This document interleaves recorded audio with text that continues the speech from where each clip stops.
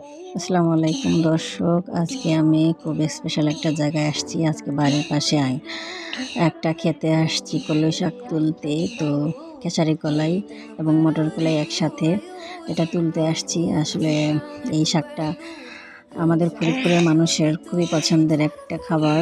এই দিন আসলে দু একদিন পর পর এই শাকটা না খেলে মনে হয় ভালো লাগে না।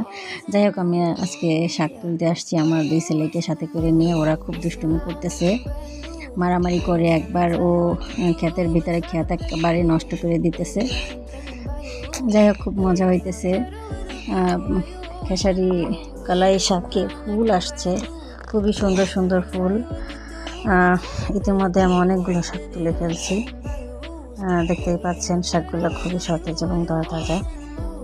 আপনাদের কাছে এই শাক কেমন লাগে, খেতে কেমন মজা লাগে, অবশ্যই কমেন্টে জানাবেন। শাক বাড়িতে নিয়ে ঝুড়ি করে কেটে শাকটা ভাজি করব। আপনারা যারা যারা খেয়েছেন তারা তো অবশ্যই জানেন। দেখেন আসলে এই ফুলগুলো কতটা সুন্দর দেখতে লাগে।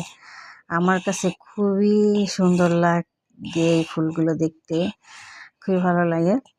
এখন আমাদের অনেকগুলো শাক তোলা হয়ে গেছে। এখন আমরা বাড়ির দিকে হাঁটছি, বাড়ির দিকে যাচ্ছি। বাড়ির দিকে যেতে যেতে গমের অনেকগুলো কাঁচা কাঁচা বাইল, ওইগুলো ছিঁড়ে নিয়ে যাচ্ছে আমাদের বাচ্চারা। যদিও মানা করছি, তারপরেও কথা শুনে না এবং অনেকগুলো সরিষা ফুল হাতে করে ছিঁড়ে নিয়ে যাচ্ছে। ভালো থাকবেন, আল্লাহ হাফেজ।